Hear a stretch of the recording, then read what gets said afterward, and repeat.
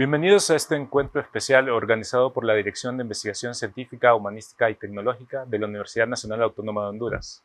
En esta ocasión, vamos a tener un programa especial donde vamos a estar hablando del Día Mundial de la Propiedad Intelectual y para eso tengo una serie de invitados muy distinguidos. El tema de este panel va a ser cómo la propiedad intelectual y cómo la innovación contribuyen al desarrollo sostenible en el tema de investigación, en el tema también del desarrollo de los países, de las sociedades y lógicamente también de la universidad. Hoy nuestra discusión se va a centrar en no solo cómo la propiedad intelectual pues ayuda al desarrollo de la innovación y de la creatividad a través de la protección, sino también vamos a ver a través de los derechos de autor, de las interpretaciones musicales, de la protección de ellas, de la innovación, de cómo también a través de las investigaciones luego podemos desarrollar innovación y también un poco de cómo las políticas públicas, cómo también afectan a todo el tema del desarrollo sostenible. Para eso pues tengo un panel de invitados muy distinguidos que les voy a pasar a presentar a continuación. Tenemos al señor Emilio Álvarez, que pues es productor musical y aunque no me lo puso en su currículum, ya tengo que decirlo, es fundador de la banda Diablos Negros, pero también actualmente es el director de El Amfora, que pues es la Sociedad de Fonogramas de Honduras, y con él me interesa hablar sobre el rol de la música en el fomento del desarrollo sostenible, además de cómo la propiedad intelectual también es importante para proteger las creaciones intelectuales en el sentido de la música, los fonogramas y todo eso. Bienvenido, señor Emilio. Muchas gracias, muy amable. Tenemos también pues a la abogada Sandra Maya, que es especialista en propiedad intelectual, es máster también en propiedad intelectual, con una experiencia en el ámbito público y privado, y con ella me interesa hablar el tema de las políticas públicas y también cómo esto influye tanto ahora en su ejercicio profesional privado como en el desarrollo de la nación. Bienvenido, abogada. Y para finalizar tenemos también al profesor Henry Ponce, que es doctor, tiene más de 27 trabajos de investigación publicados en revistas nacionales e internacionales, trabaja constantemente con estudiantes, es también parte del equipo ganador de los premios de investigación que promulga la universidad en 2023, fue parte del equipo de investigación y pues actualmente con él estamos llevando varios procesos de registros de patentes en la universidad, entonces le doy la bienvenida, doctor. Para comenzar, pues me gustaría hablar con el señor Emilio Álvarez. Yo sé que esto que usted está haciendo, que usted pues ha trabajado mucho tiempo en el tema de la interpretación musical, también de la producción musical, es intérprete, productor, artista, pero actualmente pues está en este tema de la protección de los fonogramas, de las producciones que se hacen. Yo quisiera saber, en primer lugar, cómo es este paso que está dando actualmente con la asociación, con la FORA, y que nos hable luego un poquito de cómo también esto puede contribuir al desarrollo sostenible de la nación. Claro, muchas gracias, Denis, un placer, de verdad, agradecido. Gran saludo, abogada Sandra Maya. Recién nos venimos conociendo, doctor, un gusto, un placer conocerle también y por supuesto queremos saludar al señor rector de la Universidad Nacional Autónoma, el señor Odir Fernández. También al señor director de investigación científica, el señor Ricardo Matamoros, ¿verdad? Y por supuesto, agradecido por esta invitación y el espacio de poder comunicar y difundir, socializar y hablar sobre lo que nosotros hacemos, tanto en mi calidad de director ejecutivo de la Sociedad Fonográfica de Honduras, Ánfora, que es una entidad de gestión colectiva, es un tema que es muy poco conocido, cómo operan las entidades de gestión colectiva, cuáles son los beneficios, cómo se establecen, es un tema realmente amplio, pero vamos a tratar de sintetizar de alguna manera la acción que tienen las entidades de gestión colectiva, que es un tema que vengo manejando desde hace bastantes años, la verdad. Por supuesto, estas son asociaciones civiles bueno, básicamente son ONGs, no muy especiales, por supuesto, porque administramos recursos y fondos que están fundamentados en las regalías que por ley le corresponden a los diferentes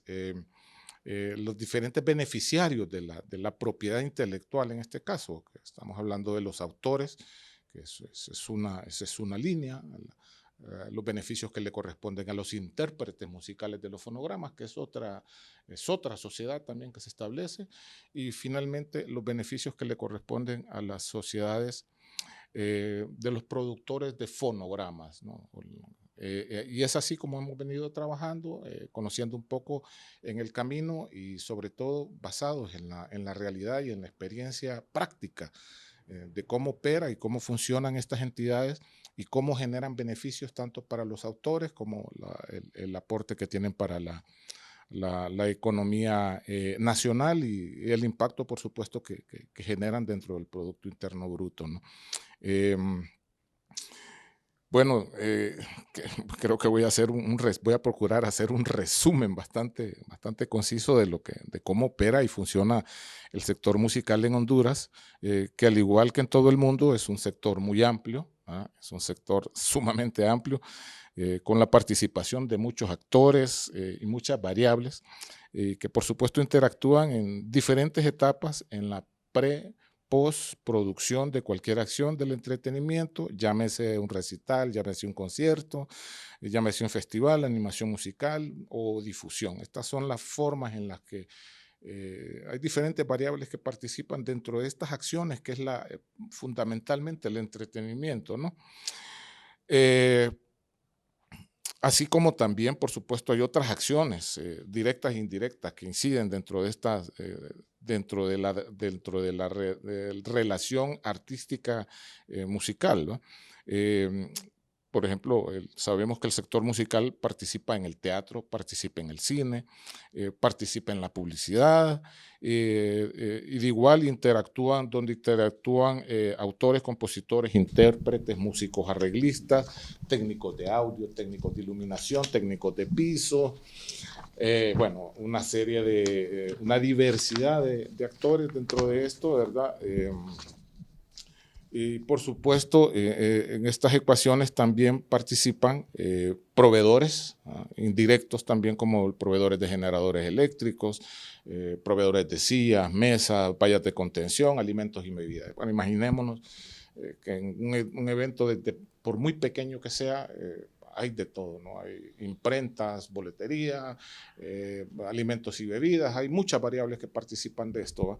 Creo que también es importante enfatizar que dentro de este macro o macrocosmos que hay de operatividad también funcionan las entidades de gestión colectiva.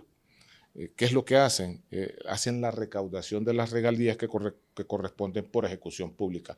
Este es un tema que funciona y opera con mucha normalidad y con muchas regulaciones y estructuras en todo el mundo. De hecho, está dado por sentado que al utilizar los fonogramas en las diferentes formas que hay, o los fonogramas o la música, ¿no? Hay una obligación de un pago de lo que es una regalía por ejecución pública, ya sea mecánica o sea por ejecución pública, para el dueño de esa canción, porque son bienes privados. Dos preguntas, Emilio. ¿Qué se entiende por fonograma para las personas que no conocen el término? Y aquí no estaría incluido lo que uno, por ejemplo, le cobran en Spotify, sino que es otro tipo de gestión. Sí, es otro tipo de gestión. La gestión, el tema de Spotify y las regalías que se recaudan, eso se hace a través de las plataformas digitales, ¿va? Eso es otro tipo de gestión y otro tipo de recaudación que se logra, que es la parte mecánica, y eso usualmente se hace a través según la plataforma que usted utilice, ¿va? Porque Spotify, iTunes, Deezer, bueno, etcétera, Tigo, bueno, no tiene, ¿cómo se llama? Claro Música, son plataformas de ejecución. Luego están las distribuidoras, ya hablamos de las distribuidoras digitales, que en eso se ha convertido la música actualmente. Estamos hablando de TuneCore, por ejemplo, estamos hablando de CD Baby, que estas aglutinan a todas y a cada una de esas operadoras o los que suenan la música, YouTube, todas estas. Entonces estamos hablando de, les decía, TuneCore, CD Baby, DistroKid y otra serie de distribuidoras digitales, ¿no? Que son las que van a recaudarte y van a enviarte esas regalías que se generan a través de los streaming. ¿Y qué es un fonograma? Un fonograma es, ¿quiénes son los productores de los fonogramas? Son los que invierten a nivel ejecutivo. A la hora que hay una obra musical, ¿no? Hay que plasmar esa obra musical. Entonces significa que hay que pagar estudio de grabación, que hay que pagar la parte del arte de este álbum, hay que pagar horas de estudio, sobre todo. Hay que pagar mezcla, hay que pagar masterización, hay que pagar instrumentos musicales especializados, hay que pagar arreglos y otra serie de elementos, ¿no? Entonces ese es el productor, igual el lanzamiento también, y la difusión y la promoción, esa es otra gran inversión también. Entonces ese es el productor de fonogramas, ¿no? ¿El producto final? Exacto, Es el que genera el dueño del máster es el que hizo la inversión, ¿no? Ese es el dueño del máster, entonces el dueño de ese fonograma que tiene un derecho, ¿no? Que tiene un derecho. Y luego están los intérpretes musicales que inciden dentro de este fonograma, que también tienen otro derecho, y posteriormente está, que es el caso de Luis Miguel, podríamos decirlo, para dar un ejemplo más concreto, ¿no? Luis Miguel es un intérprete, pero el dueño de los derechos de autor es otra persona, y esa persona percibe otro, o sea, es un mundo con diversas variables que es necesario explicar, porque de hecho hasta ese es uno de los graves problemas que tenemos en Honduras, que nuestros mismos autores no comprenden. En Honduras, pues a nosotros nos toca hacer todo. Somos fonógrafos, somos productores musicales, somos... a la vez somos los intérpretes y generalmente somos los autores y compositores. Entonces tenemos todos los derechos sumados dentro de este tema de los derechos de autor. En otros países es diferente. Por ejemplo, en el caso de Ánfora, como entidad de gestión colectiva, no solo representamos a los fonógrafos nacionales, sino que también representamos a los internacionales. En nuestro caso representamos a Sony Music.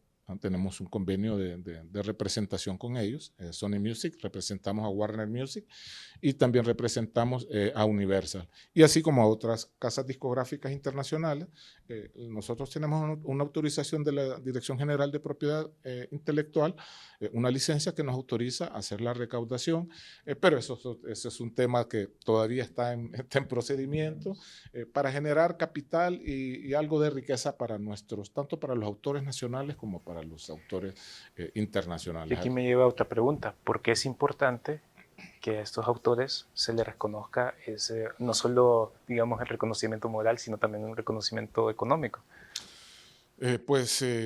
Tenía algo escrito por acá, me vas a permitir buscarlo, porque es que yo a veces soy un poco disperso, discúlpenme.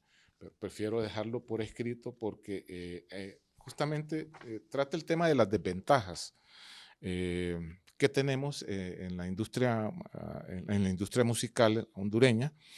Estas desventajas incluyen primero el tema de la carencia de marcos jurídicos, la falta, porque hay muchas variables que están interrelacionadas de manera obligada casi, ¿no? Tanto la parte del derecho de autor está muy ligada también a la parte laboral, ¿no? Porque van casi de la mano, ¿no? Entonces la carencia de marcos jurídicos y la falta de regulaciones, leyes específicas para proteger los derechos de los artistas y los creadores musicales dificultan su desarrollo y reconocimiento. Eso es dentro de la parte operativa, estamos hablando prácticamente de la parte, es un tema ya de carácter gremial, no es un tema de propiedad intelectual, pero es importante dejarlo establecido, porque es un tema de carácter laboral. Esa falta de regulaciones genera muchos conflictos operativos y la no existencia dentro de las diferentes, la participación desigual que tenemos en realidad dentro de la economía formal, y seguimos siendo parte del sector informal. La otra desventaja es la carencia de cuotas musicales, que es la ausencia de políticas que promuevan la difusión y la promoción de la música hondureña, en medios de comunicación, por supuesto las plataformas digitales. Eso limita la visibilidad y el alcance. Hoy por hoy, ¿cuántos seguidores tienes? ¿Cuánto vales? Esa es la realidad. Y lamentablemente las producciones hondureñas tienen muy pocos seguidores. Eh, en teoría, la obligatoriedad del Estado es ser un socio estratégico del artista, ¿no? Difundiendo y promoviendo con una cuota musical decente que permita que el hondureño tenga acceso a su cultura musical. Entonces el hondureño en realidad desconoce Solo para ponerlo en lo que términos pasa. prácticos, no hay una obligación, por ejemplo, de las emisoras nacionales de pasar una cuota de música nacional. No existe, eso no existe en Honduras todavía, no hay una cuota obligada. Antes se daba como por sentado, ¿no? Entonces, ¿qué es lo que pasa en Europa? En Europa no tienen estas leyes, no las necesitan. Usted ve el Festival San Remo, es una cosa increíble, alucinante ver el amor y el soporte que le da el pueblo italiano a San Remo, independientemente sean buenos o malos los contenidos. Hay un gran discurso alrededor ahorita sobre la calidad de las producciones que salen. Sin embargo, el Festival San Remo, estoy dando un ejemplo nada más, tiene un gran soporte y un gran apoyo porque es italiano y la música que difunden en Italia, primero es Italia, segundo es Italia y quizá ya va, un 2% es la música extranjera. Entonces, esa visión es la que nos ha faltado un poco a Esto me lleva a nosotros. otro tema. Como no tenemos música hondureña, digamos, posicionada en el mercado nacional, ¿cómo tratar los temas de desarrollo sostenible? Yo recuerdo, por ejemplo, haber escuchado un disco de Guillermo Anderson donde él trataba el tema del agua y trataba temas de conservación natural. Pero Guillermo Anderson, incluso, que es pues uno de los, a mi opinión, uno de los íconos de la música hondureña, pues no es tan conocido. O sea, casi un poco se dispararon sus vistas hasta el día que muere y eso a mí me parece súper triste. Bueno, es que hay un tema que es que aún hay, a pesar de las desventajas que llevamos nosotros, los artistas locales, aún así, eh, somos parte importante, aún en el desorden en el que operamos y trabajamos, somos un sector muy importante que aporta a a la economía nacional. Por supuesto, hay mucho por hacer. Para mí es estoy muy de acuerdo en tu posición en cuanto a Guillermo. Para mí es una vergüenza que Guillermo no tenga unos 8 millones de seguidores. Pues en teoría debería tener unos 8 millones de seguidores dentro de sus plataformas. Su música se debió de haber reproducido, pero ahí es donde regresamos nuevamente a la misma historia. El Estado en teoría, como en otros países, el Estado es un socio estratégico en cuanto al tema de la difusión y la promoción de sus productos culturales. En esa medida que esos productos se difunden, obtienen beneficios, porque ese es el objetivo y el fin primordial, por lo menos desde el punto de vista de un artista, es captar regalías y eso le da sentido al concepto de propiedad intelectual, ¿no?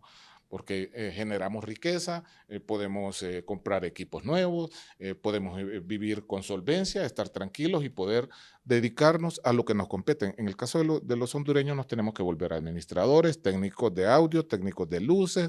Yo he pasado en mi vida haciendo casi de todo, ¿no? Creando compañías de audio, precisamente por eso me metí en el tema de la gestión colectiva, porque tenía que entender, casi me convertí en,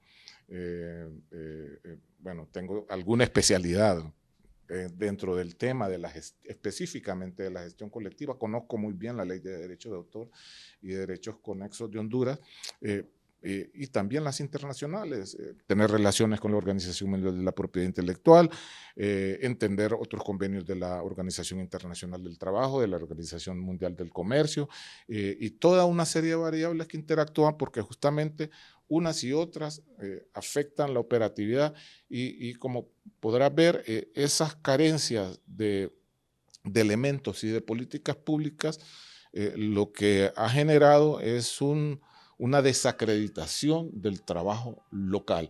El trabajo de Guillermo es maravilloso, así como el trabajo de, por ejemplo, Aurelio Martínez, que es A mí me impresiona que el Garifuna Soul Bank es un proyecto con el que yo he girado por todo el mundo, así literalmente por todo el mundo hemos girado, se ha desconocido en Honduras.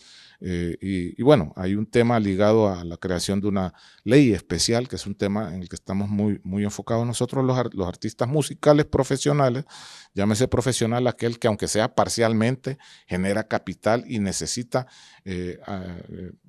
aunque sea redondear sus recursos económicos para finalizar el mes. Don Emilio, gracias por su participación. Ya vamos a tocar el tema de las leyes ahorita con la abogada Sandra. Pues vamos a ir a una breve pausa y continuamos.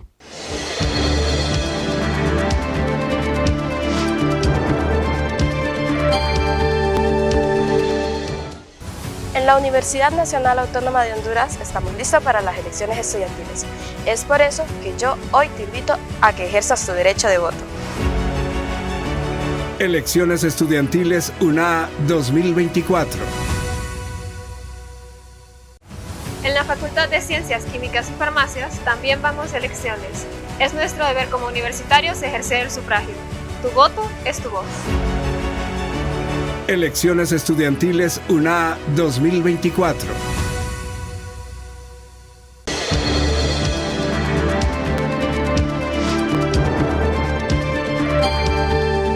Continuamos con este programa, vamos a conversar, pues seguimos debatiendo sobre el Día Mundial de la Propiedad Intelectual y sobre la importancia de la innovación y la propiedad intelectual en el desarrollo sostenible de las naciones. En ese sentido, pues vamos a seguir con nuestra siguiente invitada, la abogada Sandra Maya, máster en propiedad intelectual y pues con una amplia experiencia tanto en el ámbito público y privado en temas de propiedad intelectual. Abogada, pues ya hemos escuchado un poco la participación de don Emilio y nos ha comentado cómo es importante la política pública. También pues ha hablado un poco de este tema de la importancia de los derechos privados, de los autores, de los productores. ¿Qué nos puede decir respecto a su visión desde pues el ámbito ahora privado, pero yo sé que ha estado mucho tiempo en el ámbito público, respecto a la importancia de la propiedad intelectual en el desarrollo de las naciones? Gracias por la oportunidad de estar aquí para hablar un poco más sobre la importancia de la propiedad intelectual y sobre las políticas, ¿verdad? Para hablar de la trayectoria y de la sostenibilidad de las políticas de propiedad intelectual, voy a hablar inicialmente sobre los primeros dos instrumentos jurídicos que se generaron a fin de cumplir, ¿verdad?, Honduras como país por los organismos internacionales, en este caso la Organización Mundial de la Propiedad Intelectual, que es la que va guiando las naciones a efecto de que se respeten los derechos de propiedad intelectual. Honduras inició con dos instrumentos jurídicos que estaban plasmados en el decreto 141-93 para la primera ley de derechos de autor que inició y la segunda en el decreto 142-93 para la ley de propiedad industrial. Ya para 1994 se creó la Organización Mundial del Comercio y Honduras fue adherida, ¿verdad?, a esta organización. Por lo tanto, tuvo que también modificar esas dos leyes que existieron inicialmente a fin de acoplarse, ¿verdad?, a los requerimientos internacionales en relación al intercambio del comercio, ¿verdad?, de las naciones involucradas en esta organización. Entonces, modificó las leyes, creó dos leyes nuevas, una de 1999, que es la nueva ley de derechos de autor, y ya aquí se implementan los derechos conexos en esta nueva ley. Esta fue creada mediante el decreto 499, perdón. Y en esta ley se cumple también los compromisos de Honduras como país con el tratado firmado de los ADPIC, los acuerdos relacionados con el comercio, ¿verdad?, y la propiedad intelectual, y también, ¿verdad?, con el compromiso que tenía con la Organización Mundial del Comercio. Esta ley también se creó la ley para el año 2000 la ley de propiedad industrial mediante el decreto 1299-E, y también esta ley contiene ya varios conceptos que no estaban establecidos en las leyes anteriores y viene a completar en sí todo el instrumento relacionado con la propiedad intelectual, como ser marcas, patentes, derechos de autor, los procesos de registro, cuando se tiene que interferir, ¿verdad? La Dirección General de Propiedad Intelectual, a veces de oficio, otras veces a petición de parte, se le da importancia al tema de la observancia de los derechos de propiedad intelectual en el ámbito público y privado. Y a raíz de esta ya que se había completado ambas leyes, Estados Unidos generó un acuerdo ya no bilateral entre Honduras y Estados Unidos, sino que un acuerdo regional, que es el TLC.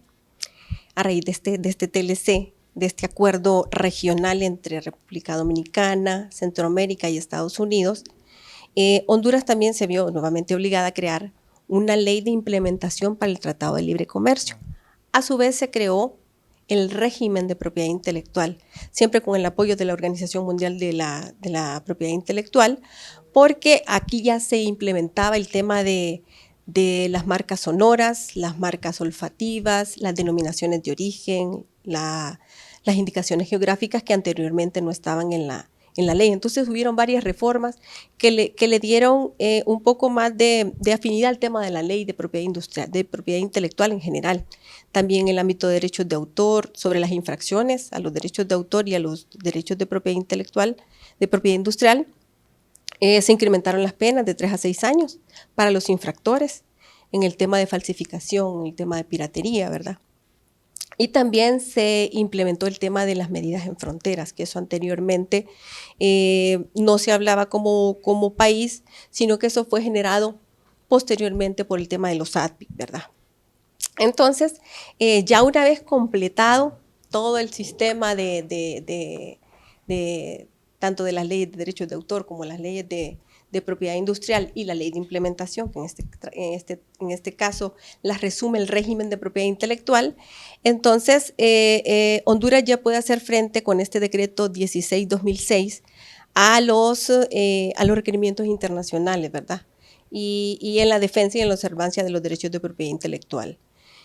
Hay dentro de los objetivos que tiene la ley de propiedad industrial era incentivar el tema de la creatividad, el tema de la innovación y del desarrollo, de los procesos y de los servicios, ¿verdad?, que se modernizaran en nuestro país a fin de generar una economía un poco más dinámica y que hubiese un fomento, ¿verdad?, y un apoyo a los creadores, a los inventores, a los desarrolladores, porque un país que no genera invenciones, que no genera obras, que siempre estamos dependiendo de los demás países para recibir esa importación, nos maneja siempre en el atraso, ¿verdad?, económico. Por lo tanto, Honduras pues no se quedó atrás con el tema de las políticas y de las leyes en este tema. En el año 2010, Honduras tuvo una reunión ministerial, siempre auspiciada por la Organización Mundial de la Propiedad Intelectual, en la que se estableció una estrategia nacional de propiedad intelectual. Esta estrategia fue generada por la OMPI y a través del Instituto de la Propiedad y de la Dirección General de Propiedad Intelectual. Ellos financiaron, ¿verdad?, y apoyaron técnicamente al Instituto de la Propiedad para desarrollar estas estrategias de propiedad intelectual. Estas estrategias están basadas en 5 ejes. Estos ejes son, en primer lugar, la cultura, ¿verdad?, y la educación. Lo importante que es que a través de las escuelas, de las universidades y los colegios, se enseña la propiedad intelectual, se cree la cultura del reconocimiento a los derechos de los creadores y también de que se respete los derechos de propiedad intelectual. También está otro eje importante, el de la ciencia y de la innovación, para el tema de la salud, porque es importante que nuestros mismos compatriotas hondureños empiecen a generar innovación, no solo que dependamos de las farmacéuticas internacionales, sino que nosotros mismos a través de nuestros propios laboratorios, de nuestros químicos farmacéuticos, de nuestros compatriotas, se generen desarrollos aquí, a partir de la universidad, porque son los nichos donde se crean, son las incubadoras, ¿verdad? También la biodiversidad y el medio ambiente. Se hizo énfasis en estas estrategias en proteger la biodiversidad a través de las asociaciones organizaciones asociadas, las etnias, los grupos afrohondureños, a fin de que se respete, se preserve los recursos genéticos, ¿verdad? Diversidad genética y cultural. Es correcto.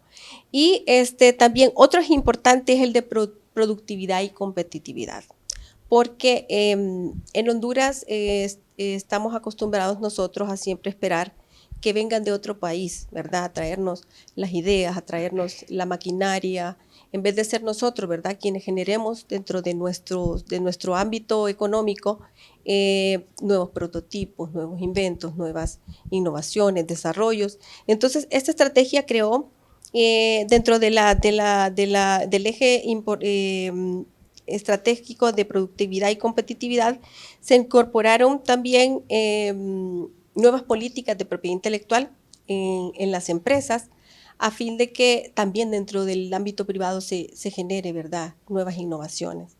El otro es la gestión y la observancia de los derechos de propiedad intelectual, porque, como lo dice don Emilio, falta mucho, ¿verdad?, nuestra legislación, el tema de la observancia de los derechos, de que se respete, porque eso desalienta mucho la innovación y la creación de los autores.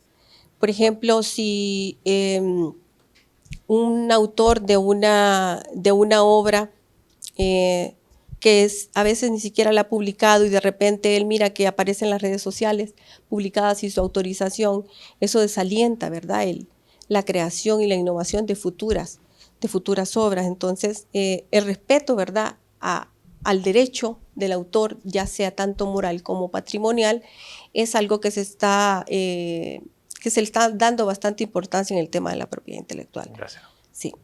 Para ponerlo de manera práctica, yo sé que usted ha tenido pues esta experiencia, digamos, de la parte gubernamental y ahora pues está en la parte privada. Digamos, si nos puede dar como en un breve lapso de tiempo para luego pasar con el doctor Henry, pues nos ha contado toda la evolución, digamos, de políticas, luego que se convierten en leyes, luego que se convierten en instrumentos, pero ya desde el punto de vista privado, ¿esto se cumple? Sería mi pregunta. Bueno, como ahora me toca estar del otro lado, ¿verdad?, como dicen de la mesa, sí es un poco difícil, pero así como tenemos falta de cultura de propiedad intelectual, porque hay que enseñarle a la gente de que tiene un derecho y que por ende tiene que defenderlo, no hay muchas denuncias, no hay muchas oposiciones dentro del registro, porque cuando un empresario solicita una marca, por ejemplo, ante la Dirección General de Propiedad Intelectual solicita un registro. Hay un periodo de publicación en la Gaceta donde cualquier persona interesada puede oponerse, ¿verdad?, al registro de esa determinada marca. Es hasta ese momento cuando un emprendedor se da cuenta de que están registrando su marca. Entonces, viene a la Dirección General de Propiedad Intelectual y dice, me están robando mi marca, ¿y por qué usted no la registró? ¿Qué fue lo que le pasó? No, es que no sabía, no tenía conocimiento de qué tan importante era registrar mi marca. Y a veces cometen muchos errores. Yo publiqué una vez un artículo relacionado con los errores más comunes de un emprendedor relacionados con el tema de la propiedad intelectual, y es lanzar al mercado un producto que no tiene marca, que no se le hizo un estudio de factibilidad a ver si la marca estaba disponible. Entonces, es más que todo cuestión de concientización, de promulgación y de educación a todos los niveles, no solo al nivel superior, sino en todos los niveles. Gracias, Joa. Ahora para pasar con el doctor Henry, la última participación de nuestro panel de expertos, pues doctor, háblenos un poco de su experiencia. Yo pues he trabajado con el doctor Henry aquí en la Universidad Nacional Autónoma de Honduras, y yo sé que usted está en todo el tema de innovación a través de la Facultad de Química y Farmacia, y pues suele también involucrar a sus estudiantes en estos temas. Entonces, para mí ese es el perfil de los maestros de este siglo, o sea, un maestro, un investigador que a su vez también comparte esas experiencias, que se enriquece a través de esas experiencias y las comparte con sus estudiantes. ¿Qué nos puede decir de algunos proyectos que usted está llevando, de este proceso de no solo ser investigador, sino también de tener que empaparse, como nos comentaba la abogada, de la importancia de primero pues, saber un poco del tema de propiedad intelectual para luego pues, seguir con sus innovaciones? Sí, bueno, es muy interesante lo que se plantea, ¿no? Y es que vivimos en la sociedad del conocimiento, ¿no? Y en la sociedad del conocimiento significa que lo que prima es precisamente eso, el conocimiento, ¿no? Digamos que la universidad ha tenido una visión, digo la universidad a nivel de institución global, ¿no? Que ha sido pues transferencia del conocimiento, pero la transferencia del conocimiento se ha basado a nivel local, a nivel hondureño, en yo le transfiero un conocimiento a un estudiante para que este estudiante lo transfiera a la sociedad, ¿cierto? Esa ha sido, digamos, la ruta más común. Pero sin duda alguna el cambio de chip debe de ser dentro de la misma universidad. Es decir, la universidad ya no puede pedirle a un profesor que dé sus 2, 3 clases y pues listo, ya usted cumplió ese día, ¿no? Es decir, la universidad y los docentes estamos obligados a generar esa transferencia del conocimiento y hemos dejado, es cierto, hemos dado docencia, pero hemos dejado la otra parte que es la transferencia del conocimiento a través de precisamente la innovación. Entonces, en ese sentido, para, digamos, nosotros los químicos, pues sí, vemos las moléculas, vemos las reacciones y decimos, aquí, mira, aquí está, qué bonito cambió de color, o qué bonito dio esta señal. Pero aquí el tema, y lo quiero enlazar con lo que mencionaban de la parte económica, es decir, a ver, que yo sé cómo funciona para medirte la glucosa en sangre, yo lo sé porque es una reacción química y esa reacción química la contabilizo. Pero resulta que como un laboratorio clínico, tiene que comprarse un equipo para que haga eso y ese equipo normalmente lo tiene que traer del extranjero y le cuesta al país una cantidad de divisas porque pues no vale lo mismo algo que yo traigo del extranjero a algo que yo hago. Y entonces yo le digo a mis estudiantes, bueno, oye, ¿y sabes por qué? ¿Por qué si nosotros entendemos lo que está ocurriendo ahí, por qué no hacemos nosotros un equipo? O no hacemos un prototipo y que este prototipo haga lo mismo que hace el prototipo extranjero, pero más simple. Y lo más importante, que esté adaptado a mi realidad, porque resulta que el equipo que me viene a mí, me viene hasta en un manual en inglés, y entonces el operario va a decir, Dios mío, ¿y esto qué? Yo no sé de inglés. Y ¿sabes qué? Y si tienes el servicio técnico aquí, y yo te doy el servicio técnico, y es más, vas a trabajar con un hondureño, con lo cual vas a decir, está todo cheque, y yo te voy a entender qué es eso de que esté todo cheque. Entonces el tema es, pues, ir pasando de, sí, hacemos ciencia, sí, hacemos investigación, pero démosle un producto tangible a la sociedad, ¿no? Entonces, la experiencia ha sido muy interesante porque el hecho de cambiarle también el chip a un estudiante y decirle, oye, es que no quiero nada más que me aprendas estos conceptos, o sea, me da igual, yo sé que los conceptos los vas a tener en una memoria USB o en tu teléfono, pero lo que yo quiero es que tú me construyas algo, es decir, que me desarrolles algo y que ese algo le sirva a la sociedad, ¿no? Entonces, la experiencia ha sido muy interesante. Hemos tenido varios trabajos. O sea, algunos ya se enviaron a lo que es para la solicitud de una patente, otros están en camino y tenemos ideas. La verdad que yo siempre le digo a mis estudiantes, una idea puede surgir hasta que estés viendo Facebook. O sea, que, mira, no hay alguien que haya hecho esto y esto tiene una relación con lo que yo hago, que es química, pues ¿sabes qué? Lo vamos a hacer. Entonces, definitivamente hay mucho por hacer, hay muchísimo por hacer porque, como digo, la transferencia del conocimiento tiene que ser más expedita. Yo siempre le planteo esto a mis colegas profesores. A ver, esto que estás haciendo le servirá a Pedro, el que esté en el mercado ahorita vendiendo una manzana, o sea, que esto le puede servir. Entonces, hacerlo más tangible. Y creo que hay un concepto importante que es la democratización de la ciencia. Tenemos un problema grave de eso. Porque claro, los docentes y los académicos estamos inmersos en este mundo en el que venimos a nuestra universidad, pero yo siempre me pregunto cuando voy por la calle, ¿y lo que yo hice hoy le servirá a este señor que está aquí? O sea, ¿cómo puedo hacer? Entonces, volviendo al prototipo, que ya estamos muy cerca de terminarlo, de que podamos llevar esta ciencia con este equipo totalmente portátil y que lo llevemos a una comunidad y digamos, ¿saben qué?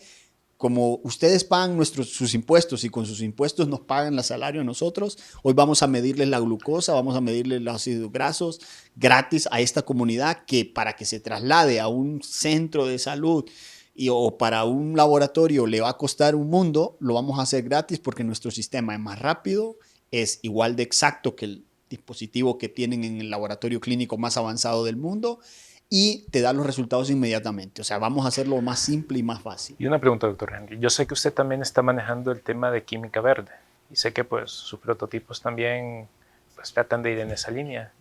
¿Esto en concordancia con los objetivos del desarrollo del milenio? ¿Qué significa la química verde? Es uno de los conceptos, digamos, más importantes a nivel de química. Es decir, vamos a hacer lo que estamos haciendo, pero lo vamos a hacer con, primero, menos daño al ambiente, bajar el consumo, tanto energético como de solventes, y lo vamos a hacer también para que haya más seguridad en el operario. Entonces, es decir, si, por ejemplo, para medir si una persona tiene unos niveles de ibuprofeno en orina adecuados porque se tomó una tableta y queremos ver si en verdad tiene una terapéutica correcta, pues para hacerlo normalmente nosotros gastamos 1 hora o 2 horas, pues sabes que, ¿y por qué no lo hacemos mejor en 5 minutos y funciona igual?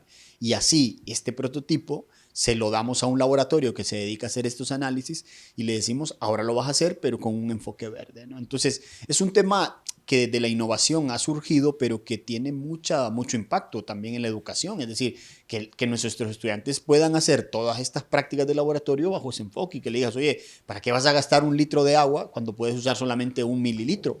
Y te va a funcionar igual. Entonces, sin duda alguna, es algo de lo que estamos trabajando. La facultad ha tenido, y hay que decirlo claramente, ha tenido ese papel, ese rol, y ha dicho sí, vamos a trabajar bajo este enfoque y a asumir el reto también, porque las personas somos reacios al cambio. Es decir, si yo le digo a alguien, oye, que cuando te levantas vas a hacerlo por el lado derecho, y le digo ahora, pero es que ahora lo vas a hacer por el izquierdo, hasta algo tan sencillo como eso genera como, no, ¿y por qué me estás obligando a hacerlo? ¿No? Entonces, sí que es importante y entra también el tema de innovación, el tema de hacer cosas nuevas, de hacer cosas diferentes y que funcionen. Gracias, doctor Henry. Bueno, hemos escuchado a nuestros 3 panelistas. Vamos a tener, después de una breve pausa, unos cuantos minutos para que cada uno pueda expresarnos sus conclusiones.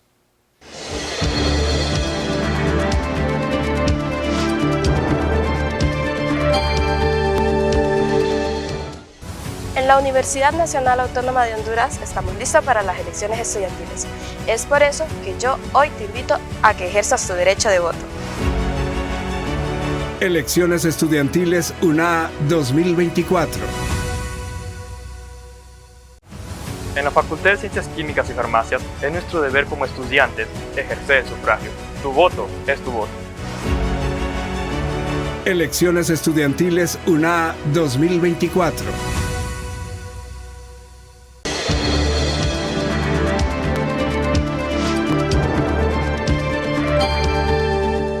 Gracias por continuar con nosotros. Vamos a terminar este panel de expertos con mis distinguidos invitados y pues quisiera escuchar sus conclusiones. Vamos a empezar con don Emilio. Bueno, gracias, qué interesante todo lo que hemos estado conversando. Aprendí mucho, muchas gracias. Abogado, doctor, de verdad que grandioso trabajo como educador y usted como abogada, de verdad, impresionado. Bueno, me interesaba... Quizá hay la posibilidad luego, porque sí se me quedó algo, disculpen, pero me interesaba decir algo que está relacionado con... Hay un mito en Honduras, y hay un mito, y se tiene la creencia de que no hay música nacional. Nosotros hemos estado trabajando mucho en crear un playlist que básicamente es una muestra que hemos venido trabajando compilando parcialmente la música hondureña que está publicada en YouTube, de todos los géneros. Entonces, quizá, ojalá se pueda hacer un cintillo, un cintillo con este playlist, porque sería interesante que la gente pudiera acceder a él. Este playlist tiene 1900 obras musicales netamente hondureñas, que serían aproximadamente 7 días continuos escuchando música hondureña 24 horas al día. Y esto solo es una pequeña muestra de la cantidad de... O sea, Honduras sí tiene tiene contenido. Falta estructurar y básicamente en eso radican las conclusiones, que a pesar de estos desafíos la propiedad intelectual definitivamente sigue siendo fundamental y obligada para el desarrollo sostenible del sector musical de Honduras. Y las conclusiones clave serían, bueno, la necesidad de una educación y concienciación. Es necesario sensibilizar a los artistas, sobre todo a nuestros propios creadores, sobre la importancia de proteger, que bien lo decía usted, de proteger sus obras. Hay muchos conflictos entre los mismos autores porque aquel de vivo fue a registrar primero, ¿eh? Mediante la propiedad intelectual hay diferentes formas y afortunadamente yo fui uno de los primeros que fue a registrar las obras, incluso la Dirección General de Propiedad Intelectual estaba en el centro de Tegucigalpa, imagínense. Y esto, por supuesto, también se van a necesitar la creación de talleres, capacitaciones, campañas de concienciación con el apoyo de esto es importante, este apoyo debe ser realizado, debe haber una interacción entre las entidades, los operadores, los trabajadores de la música, conjuntamente con el Estado y la academia. Creo que hemos tenido esa desvinculación y eso es necesario establecerlo. Posteriormente, la promoción de la creatividad local, enfocada según las necesidades que nosotros tenemos los creadores. Definitivamente, el tema de las cuotas musicales es necesaria, es obligada.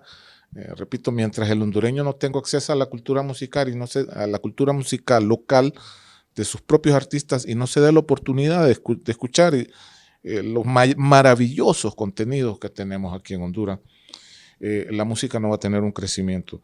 La colaboración entre asociaciones y las asociaciones es fundamental, que es justamente donde la industria musical, los gobiernos, las organizaciones deben de trabajar juntos para establecer marcos legales y contractuales que beneficien a todos los involucrados. Y finalmente establecer una ley especial de protección y fomento al artista nacional.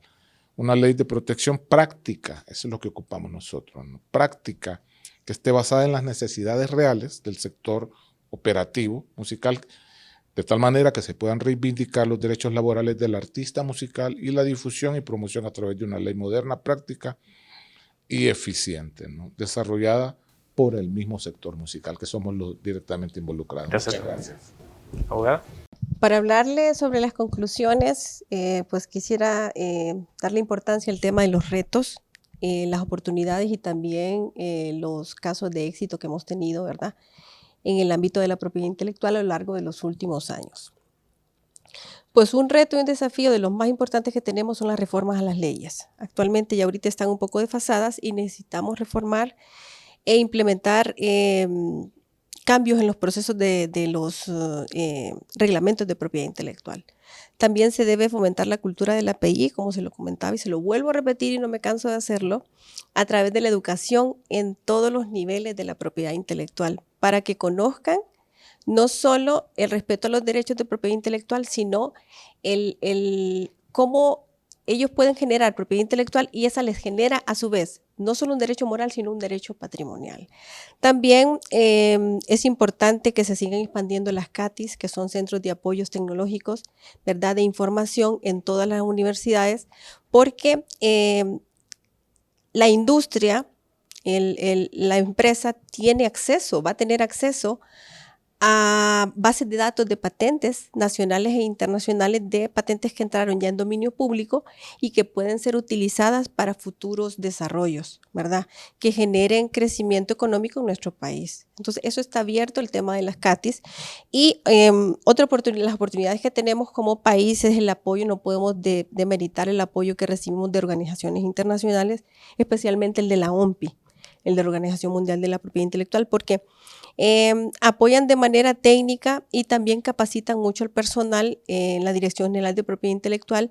Sin embargo, la Academia de Propiedad Intelectual, esa se generó dentro de la Dirección General de Propiedad Intelectual, debería, a mi ver, de también recibir apoyo de la empresa privada, porque ellos no se dan abasto a nivel nacional, necesitan capacitar en las escuelas, en los colegios, a las asociaciones de gestión, las asociaciones colectivas de productores en la agroindustria, en la agricultura también, para que ellos también puedan conocer que hay avances tecnológicos, ¿verdad? Y puedan ser parte del desarrollo económico, ¿verdad? Porque a veces ellos no desconocen que existen nuevas invenciones de las cuales ellos pueden tener acceso. Y por último, para hablar sobre los ejemplos de políticas exitosas, ¿verdad?, que tenemos hasta la fecha, es la creación del reglamento de la propiedad intelectual dentro de la Universidad Nacional, porque esta es una de la parte de las estrategias y de los ejes importantes de política de propiedad intelectual. Yo los felicito porque ya tienen su reglamento. Otra cuestión es la elevación de la unidad de propiedad intelectual de la Fiscalía del Ministerio Público, que ya se elevó a Fiscalía de Protección de la Propiedad Intelectual denominada FEPOSI. Esa es una también del cumplimiento de las estrategias de propiedad intelectual. Y por último, siempre, ¿verdad?, dándole importancia al tema del crecimiento de las CATIS y el tema del diplomado que se está generando aquí en la Universidad de Innovación y Desarrollo. Esto es importantísimo que se pueda generar porque de aquí de la universidad, que es una incubadora natural de nuevos emprendedores y de nuevas innovaciones y desarrollos, es importante que los formadores o los maestros conozcan sobre propiedad intelectual, porque ellos a su vez ejerzan el efecto multiplicador de transferir esa información a los estudiantes, de generar en ellos la conciencia de creación y también de protección, ¿verdad? Muchísimas gracias. Gracias. Doctor Reno. Bueno, agradecer, lógicamente estos espacios son fundamentales y igual a mis panelistas he aprendido muchísimo. Y bueno, el llamado es a la universidad debe aspirar a la luz.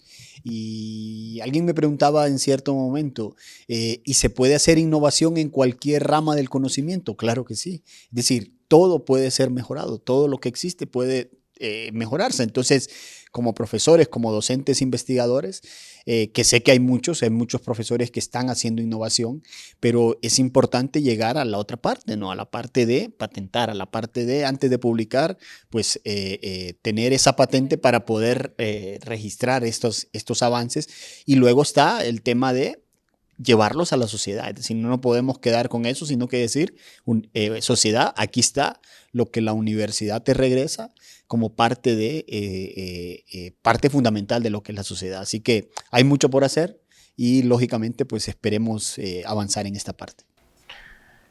Bueno, a medida estamos acercándonos ya al final de este evento, pues yo quiero agradecerles mucho a mis panelistas invitados, tanto el señor Emilio, a la abogada Sandra y al doctor Henry, porque pues sus participaciones han enriquecido mucho el programa de hoy. De parte de la Dirección de Investigación Científica, Humanística y Tecnológica de la Universidad Nacional Autónoma de Honduras, agradecemos pues que hayan estado en este programa de Conversemos. Damos gracias también a la UTV por el espacio y feliz día.